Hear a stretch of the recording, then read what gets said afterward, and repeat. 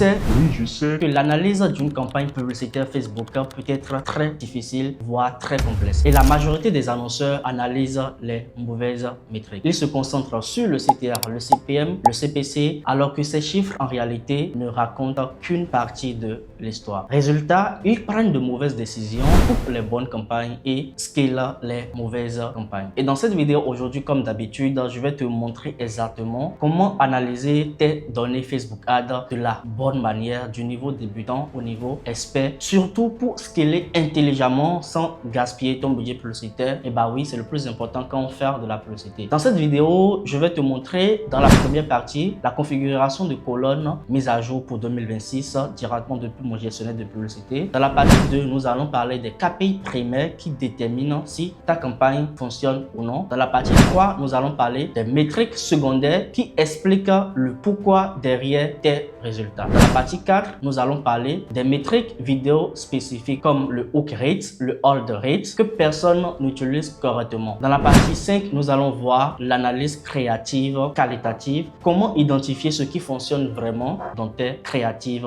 publicitaires. Et à la fin, je vais te donner une checklist gratuite de reporting que tu pourras utiliser dès aujourd'hui. Donc, tu as intérêt à rester tout au long de cette vidéo parce que dans cette vidéo, je vais t'apprendre quelque chose que tu n'as jamais appris ailleurs. Et si c'est ta première fois sur cette chaîne, je suis Lionel Ortiz, expert Facebook Ads. J'ai cumulé en 2025 plus d'1,5 million d'euros de dépenses pour l'ensemble de mes clients en agence. Je suis auteur d'un livre intitulé Comment vendre n'importe quel produit avec la publicité Facebook et j'ai créé la meilleure formation aujourd'hui en Afrique qui te permet de vendre tes produits digitaux et tes produits physiques avec la publicité Facebook sans te casser la tête ou sans perdre ton budget publicitaire. Le programme Facebook Ad Starter. Et toutes les informations pour rejoindre le programme Facebook Ad Starter se trouvent en description de cette vidéo. On se retrouve de l'autre côté. Alors, let's go! La première des choses que nous allons parler dans cette vidéo, c'est comment configurer tes colonnes dans ton gestionnaire de publicité. Beaucoup d'annonceurs utilisent les colonnes par défaut de Meta et c'est une grosse erreur. Pourquoi? Parce que ces colonnes par défaut ne montrent pas les métriques qui comptent vraiment pour faire tes analyses. Et voici comment vous devez configurer vos colonnes en 2025. Maintenant, je suis sur le gestionnaire de publicité et nous allons voir ensemble comment personnaliser votre colonne pour vos analyses. Alors, lorsque vous venez dans votre gestionnaire de publicité, vous allez cliquer sur colonne à ce niveau et vous allez voir pour la plupart d'entre vous, ça sera sur performance. Vous allez sélectionner personnaliser et vous allez cliquer sur le bouton d'édition. Donc là, il y a 38 colonnes qui ont été sélectionnées automatiquement, mais on n'a pas besoin de ces 38 colonnes pour faire nos analyses. Donc, je vais vous dire les métriques les plus importantes que vous devez sélectionner. Donc, il y a des métriques de base que vous pouvez laisser, c'est pas vraiment un problème. Les métriques comme diffusion, nom de l'ensemble de publicité, la stratégie d'enchère, paramètres d'attribution. Après stratégie d'enchère, vous allez mettre paramètres d'attribution là. Après paramètres d'attribution, on aura le budget. Alors, dernière modification importante, vous n'en avez pas besoin, mais moi j'ai souvent l'habitude d'ajouter. Ça vous permet de savoir si, si la dernière modification que vous avez eu à faire a un impact positif ou négatif sur votre campagne. Donc moi, je vais l'enlever. Donc après stratégie d'enchère, nous avons paramètres d'attribution. Après le budget, après le résultat. Donc quand on dépense, en fait, le résultat doit suivre immédiatement. Et après, le coût par résultat doit suivre. Donc le coût par résultat va se retrouver quelque part en bas là. Donc moi, je vais glisser tout simplement et mettre coût par résultat.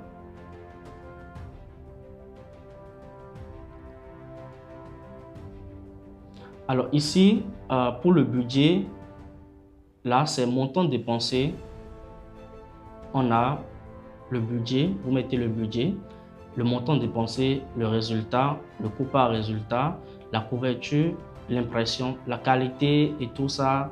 Bon, vous n'en avez vraiment pas besoin. La qualité, vous n'en avez vraiment pas besoin. Moi, je ne me base pas sur ça pour faire mes analyses.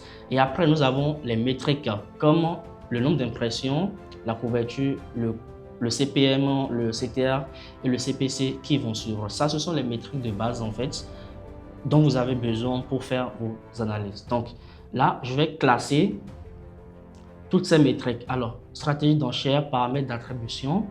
budget, montant dépensé, résultat, coût par résultat, couverture, impression, taux de conversion, vous n'en avez vraiment pas besoin. La fin, le calendrier, tout ça, ce sont des métriques voilà, que moi je ne prends pas en considération. Alors, les métriques qui vont suivre par la suite, ça sera le CPM, le CPC, le CTRA. Après ça, une métrique très importante, ça sera le vue de page de destination. Donc, en réalité, ça vous permet de savoir en fait s'il y a des gens, si votre campagne ramène vraiment des visites. Donc là, ça ne sera pas. Là, vous n'allez pas seulement suivre le nombre de clics, mais vous allez suivre le nombre de vues de page de destination. Les personnes qui sont réellement parties sur votre page de destination. Donc ça, c'est une métrique très importante. Ici, je vous conseille de désélectionner pour ne pas surcharger votre gestionnaire, de désélectionner vue de la page de destination de l'application et de garder uniquement vue de la page de destination du site. Le ROAS des résultats, vous pouvez désélectionner et garder ROAS entre parenthèses, retour sur les dépenses publicitaires des achats. Donc ça sera beaucoup plus utile pour ceux-là qui font des campagnes de vente, même si en Afrique, Meta a du mal à calculer le vrai ROAS sur le marché africain. Sur le marché européen où on dépense de l'euro, où le produit est en euros, il n'y a aucun problème par rapport à ça. Parce que Meta reconnaît la devise euro, mais la devise franc CFA à ce jour n'est pas encore reconnue officiellement par Meta.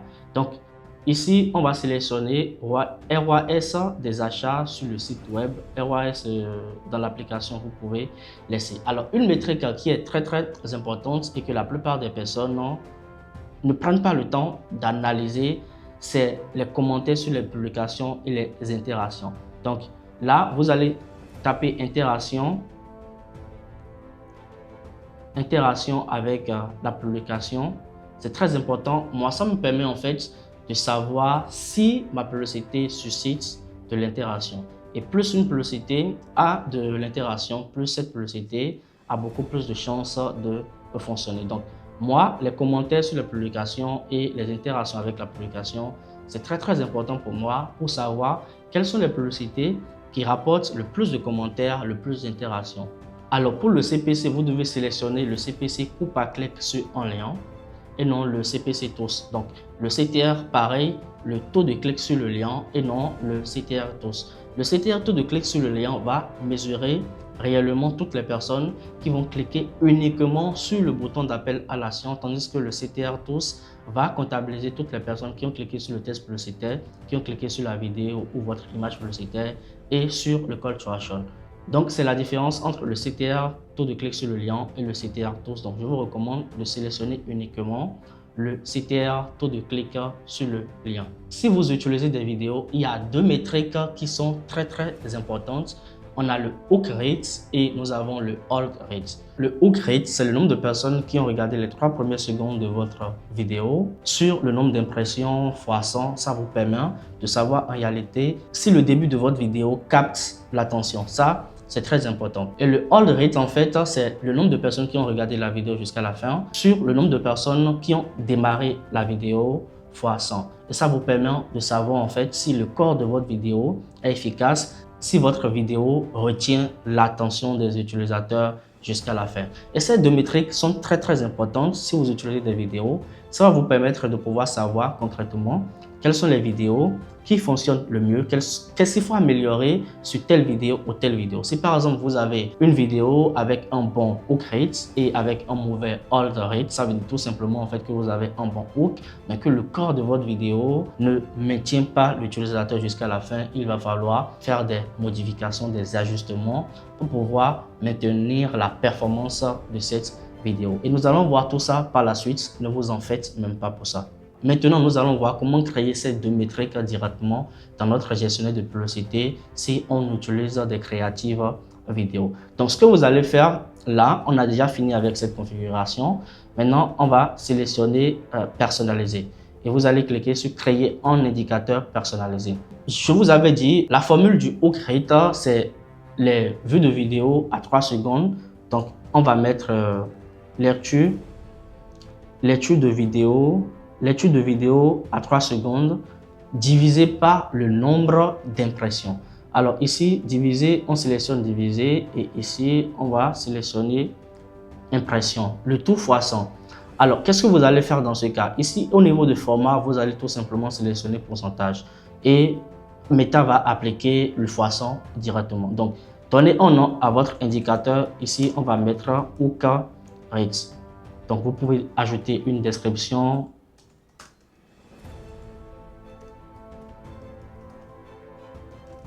Bon, c'est pas nécessaire de personnes qui regardent les 3 premières secondes. Donc, qui peut accéder à ceci? Vous pouvez mettre toutes les personnes ayant accès à votre business manager. Donc, ici, vous allez sélectionner créer et ajouter un indicateur. Donc, l'indicateur a été créé. Le second indicateur que nous allons créer, ça sera le hold rate. Le hold rate, c'est ceux-là qui ont peut-être suivi la vidéo jusqu'à la moitié. Pour le calcul du hold rate, c'est assez relatif. Soit vous pouvez demander à Meta de prendre en compte toutes les personnes qui ont regardé la vidéo jusqu'à 75%, la vidéo jusqu'à 95% et la vidéo jusqu'à 100%, divisé par le nombre de personnes qui ont regardé la vidéo à 3%. Ce que j'ai l'habitude de faire, c'est de partir sur 75%, mais vous pouvez également partir sur 100%. Donc, je vais prendre 100% pour l'exemple. Donc, l'étude de vidéo à 100%, divisé par l'étude de vidéo de 3 secondes et ici le format pourcentage. Et lorsqu'on fait ça, on clique sur créer un indicateur. Et là, ici, on a hold rates, hook rates et on va ajouter ces indicateurs ici qui vont s'afficher là. Une fois que vous créez vos deux indicateurs, vous allez les ajouter directement dans le hook rate et le hold rate. On va cliquer sur appliquer. Et une fois qu'on clique sur appliquer, vous allez voir notre colonne ressort toutes les informations que nous avons sélectionnées de l'autre côté. Donc le résultat, le coût. Donc nous avons le résultat, la couverture, l'impression, le coût par résultat, le montant dépensé, le CPM, le CPC, le CTR vu de page de destination, le retour sur investissement, les commentaires, les itérations, les ROAS, même si ça c'est faux, le ROAS que ça me donne, c'est complètement faux. Et là, nous avons le hold rate et le hook rate. Donc, c'est de cette façon que vous devez personnaliser vos colonnes. Vous n'avez pas besoin de toutes les métriques qui sont les métriques les plus importantes pour un début. Partie 2 de cette vidéo, nous allons voir les 4 KPI primaires. Je vais te montrer que signifient ces 4 KPI et comment les interpréter. Les KPI primaires, ce sont les métriques qui te disent si ta campagne fonctionne ou pas. Point final. Toutes les autres métriques sont secondaires. Elles expliquent le pourquoi ces 4-là ne te donnent pas la réponse directe. Mais les 4 métriques dont je vais te parler te donnent la réponse directe. Si ta campagne fonctionne ou non. Et ça, c'est ce que vous devez comprendre. La première métrique, c'est le montant dépensé. Ça peut paraître évident, mais c'est crucial. Pourquoi? Parce que tu dois savoir exactement où va ton budget publicitaire. Quand j'analyse une campagne, je traite toujours mes données par montant dépensé décroissant. Ça veut dire du plus élevé au plus bas. Ça veut dire la créative qui a dépensé plus de budget à la créative qui a dépensé le moins de budget. Et c'est sur cette publicité que je vais beaucoup plus me concentrer. Quand une publicité ne dépense pas assez de budget, ça ne sert à rien de la prioriser, ça ne sert à rien de casser la tête à l'analyser. Donc, vous devez prioriser les publicités, les ensembles de publicités qui ont dépensé le plus de budget. Le KPI numéro 2, c'est le nombre d'achats ou le nombre de leads générés par ta publicité. Selon ton objectif de campagne, tu vas soit suivre les achats, soit les leads générés et c'est la métrique de conversion principale, il n'y a pas de. Ça te permet de savoir quelles sont les campagnes qui rapportent le plus d'achats ou les ensembles de publicités sur lesquelles tu dois te concentrer. Et moi, j'ai l'habitude de me concentrer sur ces ensembles de publicités, sur ces publicités qui rapportent le plus d'achats. Et ça, c'est très important. Troisième KPI, le plus important, c'est le coût par achat ou le coût par lead. Le coût par achat ou le coût par résultat de façon globale, c'est combien te coûte un résultat. Donc, un achat, combien te coûte un achat, combien te coûte un lead ou tout simplement combien tu utilises pour pouvoir acquérir un prospect ou un client. Et c'est très important parce que ça va te permettre de pouvoir identifier les publicités et les ensembles de publicités qui te coûtent moins cher. Si tu lances une campagne avec 2 ensembles de publicité et que tu remarques que dans le premier ensemble de publicité, tu as un coût par résultat de 2 euros et dans le second ensemble de publicité, tu as un coût par résultat de 5 euros, ça veut dire tout simplement que l'AdSense qui a un coût par résultat de 2 euros est tout simplement plus efficace que l'AdSense qui a un coût par résultat de 5 euros. Et lorsque toi, en tant qu'annonceur, tu lances une campagne et que tu vois clairement ces deux données, tu sais déjà quelle est l'audience qui fonctionne le plus pour ta publicité, quels sont les créatifs qui fonctionnent le plus pour ta publicité. Donc, lorsque vous voulez faire une analyse, il faut d'abord trier par le montant dépensé, après voir le nombre d'achats ou le nombre de leads générés et après le coût par achat. La toute dernière métrique primaire, c'est le retour sur investissement publicitaire.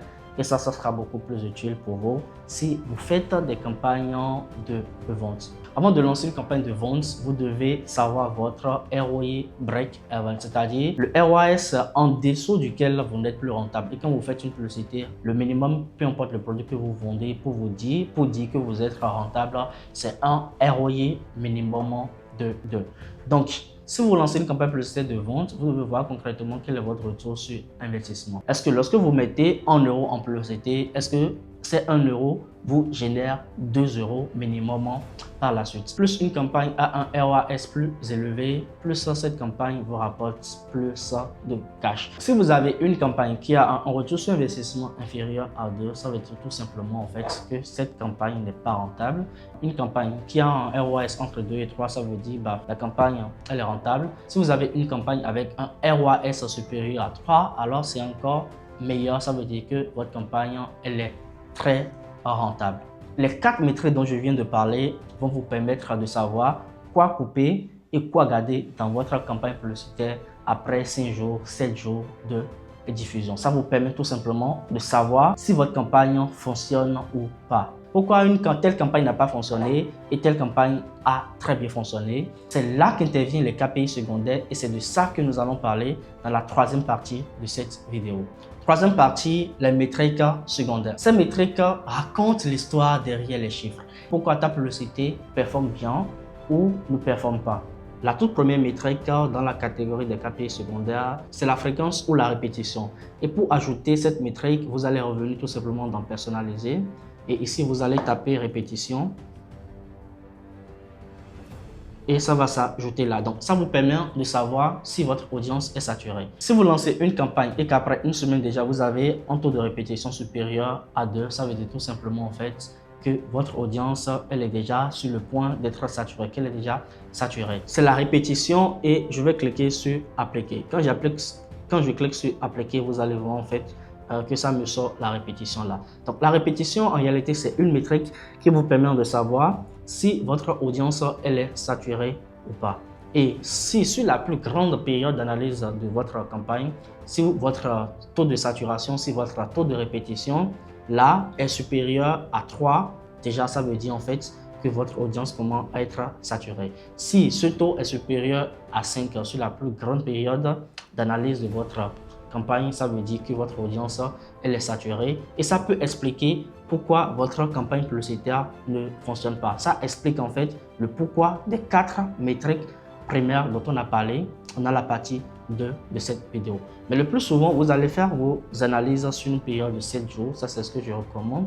Et sur une période de 7 jours, en fait, vous devez vous assurer que le taux de saturation ou le taux de répétition ne dépasse pas les 3. Si vous remarquez que le taux de répétition dépasse 3, ça veut dire tout simplement en fait que votre campagne publicitaire est peut-être déjà saturée et qu'il faut apporter des ajustements pour pouvoir renouveler l'audience. Plus vous avez un taux de saturation élevé, moins votre CTR sera beaucoup plus bas. Et ça veut dire tout simplement en fait que les gens se lassent de votre publicité. Et à ce moment, vous devez penser à renouveler vos créatives ou soit apporter des ajustements ou élargir votre audience au niveau de l'ensemble de publicité. La deuxième métrique dont on va parler dans cette vidéo, c'est le coût pour 1000 impressions, le CPM. Le CPM, c'est en réalité combien tu payes pour que ta pub soit affichée 1000 fois. Mais attention, le CPM varie énormément selon ta niche et selon le pays. En Europe, on a souvent des CPM beaucoup plus élevés comparé au marché africain. Sur le marché africain, on a souvent des CPM de 2, 3, 5 euros. Et au-delà de 5 euros pour CPM sur le marché africain, ça veut dire tout simplement que ta publicité te coûte assez cher. Tandis que sur le marché européen, américain, 5 euros comme CPM, ça veut dire tout simplement en fait que ta publicité ne coûte rien. Donc le CPM varie surtout en fonction de ta niche et du pays. Et vu que moi, je suis dans le contexte africain, vous devez vous assurer d'avoir un CPM qui n'excède jamais 5-6 euros maximum. 5-6 euros maximum sur le marché africain. 5-6 euros maximum sur le marché africain. Dans les niches en Europe, comme l'immobilier, on a des CPM à plus de 20, plus de 25 euros, oui. Et ça, on a des publicités qui fonctionnent bien. Non. Si tu fais l'analyse de ta publicité et que tu remarques que tu as un CPM qui est très élevé, ça veut dire tout simplement que Facebook a du mal à afficher ta publicité, que ta publicité te coûte beaucoup plus cher. Et c'est là que tu vas te poser les bonnes questions. Tu vas chercher à savoir pourquoi la publicité là me coûte cher et qu'est-ce que je devrais faire pour pouvoir améliorer ça. La troisième métrique à analyser, c'est le taux de clic sortant. Le taux de clic est une métrique secondaire, mais importante parce que ça va te permettre de savoir si ta publicité capte l'attention. Si les gens, en fait, si ta publicité apporte des clics. Le but lorsqu'on fait une publicité, c'est pour que les gens puissent cliquer sur cette publicité. Et si tu lances une publicité et que tu as un taux de clic qui est faible, ça veut dire tout simplement en fait que tu n'es pas sur la bonne audience. Si tu es sur la bonne audience, tu dois avoir un taux de clic qui est cohérent. Et le taux de clic en fait cohérent, standard, c'est de 1%. Donc lorsque vous lancez une campagne et que vous avez un taux de clic inférieur à 1%, ça explique deux choses. Soit vous n'êtes pas sur la bonne audience, soit vos créatives ne captent pas l'attention à vue d'œil. C'est ce que ça explique. Il n'y a pas d'autre explication pour ça. Et si vous avez un taux de clic qui oscille entre les 1,5 et 2, ça veut dire que c'est standard, votre publicité vous rapporte des clics. Et comme d'habitude, je vais vous donner les deux possibilités. Par expérience, si vous avez un taux de clic inférieur à 2% sur le marché africain, considérez que votre publicité n'est pas du tout performante. Considérez en fait que votre créative ne capte pas l'intention, essayez de faire mieux parce que le taux de clic moyen que vous pouvez avoir sur une compte publicitaire sur le marché africain, c'est de 3%. Ça, c'est mon expérience. Contrairement sur le marché européen, si vous avez un taux de clic supérieur déjà à 1% qui oscille entre 1,5 et 2%, ça veut dire que vous avez une meilleure publicité. Donc, il y a la théorie 7, mais il y a également la réalité sur les deux marchés. Et si moi je vous en parle, c'est parce que j'ai de l'expérience sur les deux marchés et je sais très bien comment ça fonctionne. Et les deux dernières métriques dont je vais parler, et vous vous en doutez certainement, qui sont très importantes, c'est le hook rate et le hold rate. Je vous ai déjà montré comment ajouter le hook rate et le hold rate dans votre gestionnaire de publicité. Maintenant, qu'est-ce que ça veut dire concrètement? Le hook rate, en fait, ça vous permet de savoir si votre publicité a une bonne accroche. Et c'est le nombre de personnes qui regardent la vidéo durant les 3 secondes divisé par le nombre d'impressions fois 100. Et ça vous donne un résultat en pourcentage. Et le hold rate, c'est le nombre de personnes qui ont regardé votre vidéo. C'est le nombre de personnes qui ont regardé votre vidéo à un moment donné sur le nombre de personnes qui ont commencé votre vidéo.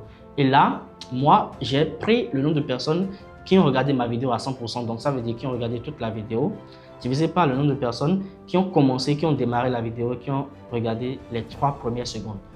Vous pouvez décider de créer un hold rate qui se base sur les personnes qui ont regardé votre vidéo durant les 15 premières secondes. En fait, ça va dépendre de la longueur de votre vidéo. Si vous utilisez des vidéos et que votre hook rate est en dessous de 30%, la moyenne c'est de 30%. Si vous avez un hook rate en dessous de 30%, ça veut dire que vous n'avez pas une bonne accroche et ce que vous devez faire dans ce cas, c'est d'aller chercher des angles marketing, c'est d'aller chercher des hooks, c'est de varier vos hooks et de voir concrètement ce qui va faire arrêter la personne durant les 3 premières secondes de votre vidéo. Donc, si votre hook rate est en dessous de 30%, c'est bien. Contrairement au hold rate, si vous avez un hold rate en dessous de 10%, ça veut dire que le corpus de votre vidéo ne maintient pas l'utilisateur jusqu'à la fin. Donc, moi, si par exemple, j'avais décidé de créer un hold rate à 15%, j'aurais certainement un hold rate supérieur à 10%. Mais moi, par exemple, pour cette campagne, je ne vais pas me concentrer sur ça parce que moi, j'ai de meilleurs résultats. Donc, quand je prends ma campagne, je regarde par exemple là, je remarque en fait que j'ai un hold rate qui est de 2,37%, mais dans le même temps, je remarque ici en fait que j'ai 43 achats avec un coupon achat de 0,64 €.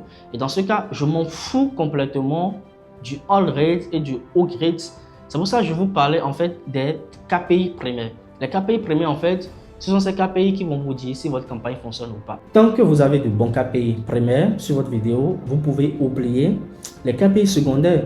C'est lorsque votre campagne ne fonctionne pas que vous allez commencer par réfléchir et utiliser les KPI secondaires pour donner une explication possible au fonctionnement de votre campagne. Dans la présentation de cette vidéo, je vous ai parlé d'une partie 5 dans laquelle nous allons voir comment faire l'analyse créative, qualitative et quantitative.